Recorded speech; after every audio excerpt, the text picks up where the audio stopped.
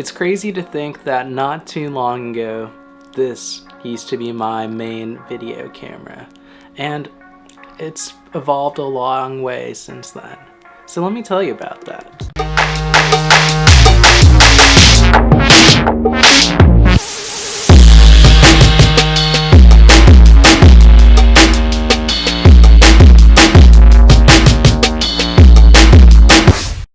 So how did we go from this dinky little GoPro Hero 3 that I bought off my roommate for really cheap to a more professional Canon EOS R that I'm shooting on right now?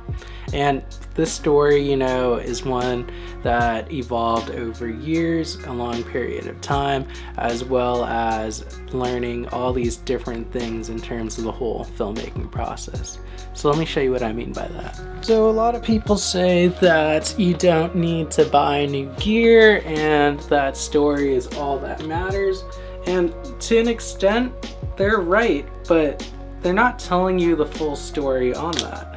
And the main question you should be asking yourself is, when you're creating any sort of project, is the equipment I have the correct equipment to accurately convey the message that I want in my story? And if that means, you know, using the cheap camera to do so, then go ahead and do it. But you'll kind of see in my case, it's not really that answer. So I completely forgot that I haven't used this GoPro in so many years. So before I could tell you, you know, what I was gonna say and demonstrate it, I gotta go charge this, so one moment. Alright, now that this thing is charged, let's try this again. So let's say that I want to take these daily videos on the GoPro Hero 3, my old one. The whole process would be a little tedious. I would have to, you know, charge the GoPro, of course, put it into a separate housing like this, close it all up, attach a separate dongle to the bottom so I can connect it to the tripod, which I use to hold it. But in order to connect it to the tripod, I would have to attach another little dongle clip thingy. And doing that, we just have this very, very long process.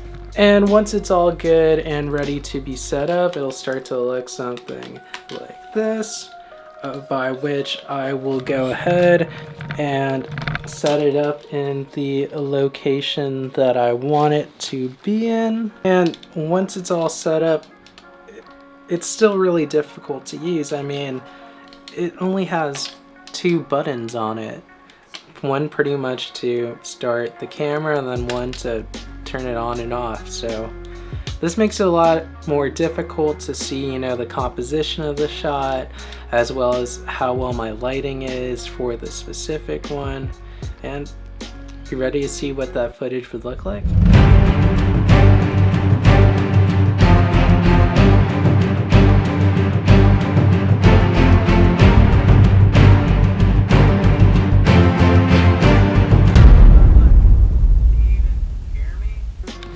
Yeah, that doesn't look good at all. So let me talk to you guys about my other cameras in the past and kind of why I moved on from them to what I am at now. This next one is the GoPro Hero 7, which I got after playing around with the GoPro Hero 3. Essentially, what made this one an upgrade from the previous one was being able to have a screen on the back that I could see kind of the footage that I was taking, being able to actually change settings and being exposed to shooting manual for footage, because I'd never done that before. And to go from something that had only 2 buttons to a touchscreen was definitely a really big upgrade and increased my workflow. The next one that we have on the list is the Canon 77D. So this was the camera I used primarily for most of season 1 last season, and with it I was able to take a lot more of the creative shots that I wanted.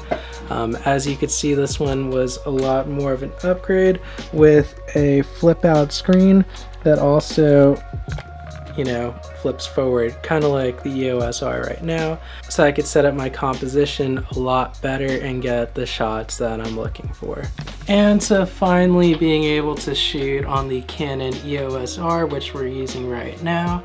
And this upgrade was mostly between going from a DSLR camera to a mirrorless one. It lets me take better low light photography and low light videos, as well as being able to shoot on that full frame sensor that I have. That's all of my upgrades, and as you could see, that most of those upgrades didn't really have to do with the higher picture quality of each upgraded camera, but rather how it improves my workflow.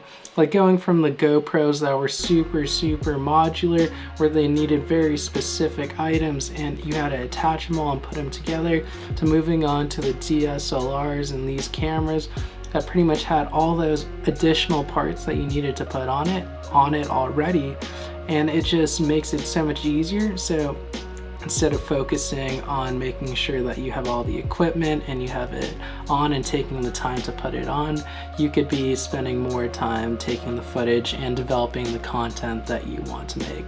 So I think that's it for the story on the evolution of my camera equipment. Make sure to like this video by hitting the thumbs up button, subscribe if you haven't already, comment down below your thoughts on camera equipment, and if it's gear is better than story or story is better than gear, or you need both, let me know, and I'll see you guys next time. All right, have a good one. Bye.